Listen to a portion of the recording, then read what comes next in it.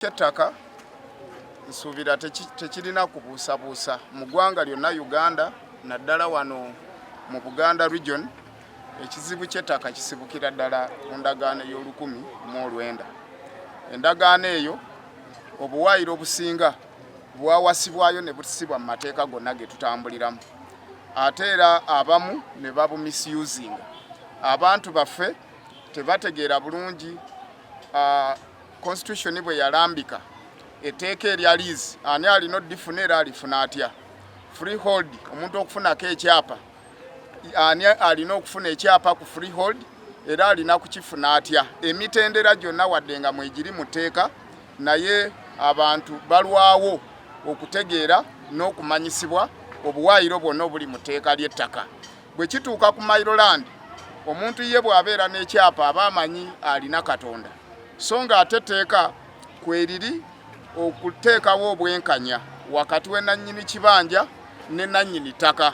Nannyini ttaka abeera ne registered interest oba obwannannyini obuli mu mateeka ku ttaka eryo, naye ate ne nannyini kibanja abeera ne equitable interest oba etteeka ery'obwenkanya limukuumira ku kibanja kye, ne basigala nga bafuna ebitundu 5 ku 5 ku 100 ku enjuuyi zombi. Ekyo senga Bannayuganda bakitegeera kyandibadde kimalawo endooliito zonna eziri ku ttaka. Akawaayiro 91 mu tteeka ly'ebyettaka kaweera ddala ne 92 kaweera ddala olukusa gavumenti okubanga eteekesa mu nkola etteeka lino ery'ettaka, nti omuntu yenna ne bwagezaako bugeza okukemebwa oba okukisinyaako obusinya okusenda ab'ebibanja ku ttaka, omuntu oyo alina okuvunaanibwa n'okuggalirwa emyaka egitasukka 7. Naye etteeka eryo teriteekeddwa mu nkola olw'okuba nti abantu basigala bakuba embeekuulo nnyingi ate nga tebategedde etteeka ki kye ligamba. Nsuubira ffe nga Bannabbaale ku Lwakayunga ndi mu nteekateeka ey'okubaga ekiteeso kyeŋŋenda okwanjulira Parliament mu bbanga erimpimpi okulaba nga liizi zonna ezaafunibwa ku former public land naye nga zitambudde ebbanga n'ezimu nga zinaatera okuggwako ate nga zaawukana n'ebigendererwa lwaki zaafunibwa nga kati zituddeko bantu, liizi ezo zisazibwemu kubanga ettaka bwe lityo erifunibwako liizi libeera lya Bannayuganda ku lwa gavumenti. Gavumenti eba eyaziseeko oyo afunye liizi. So kitegeeza Bannayuganda bwe baba nga balina obwetaavu obw'okozesa ettaka eryo ng'ate n'eyasaba liizi tagikozesezza nga bwe yagisaba, siraba lwaki omuntu bw'ati agenda mu maaso liizi ye eggiba obujja. Nsuubira kino ekiteeso kigenda kuyambako okulaba nga ettaka eririko endooliito nga lya liizi n'abo abaafuna freehold ku ttaka naye nga liriko abantu bonna ebyapa bwe bityo ne liizi bwe zityo zisazibwemu. Tosobola kufuna freehold ate nga woofunye tewali free nga kuliko abantu abalala, then eyo tebeera freehold.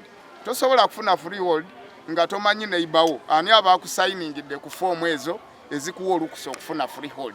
So waliyo ensonga nnyingi mu tteeka ezirina okunnyonnyola Bannayuganda ate n'ezirina okusibwa mu nkola olw'okutondawo obwenkanya ku nsonga z'ebyettaka. Olunaku luno lwa makulu nnyo eri Abakristo, era wano nga ku kigo ekya St. Matiya Mulumba tulujaguza buli mwaka. Y'ensonga lwaki tuli wano ku kigo kino. Nandisabye buli Mukristo yenna okubanga addukira ku kijjukizo kino ekya omwegayirizi waffe omujulirwa waffe Matiya Mulumba okuloopa ensonga si za Bbaale yokka naye n'eggwanga lyonna Uganda kubanga lyetaaga okusabirwa. So buli Mukristo yenna yandibadde akyalira ekifo kino asabe Katonda ng'ayita mu mujulirwa waffe Matiya Mulumba okulaba nga tufuna obwenkanya mu nsonga ez'enjawulo, ensonga eziruma Bannayuganda ne Bannakayunga. Mulimu obwavu obukudde ejjembe, mulimu ekibba ttaka, mulimu ekibba nnyanja, mulimu enguudo ezitatuukanye na mutindo, mulimu amalwaliro agakyabanja, amasomero gaffe gakyabanja.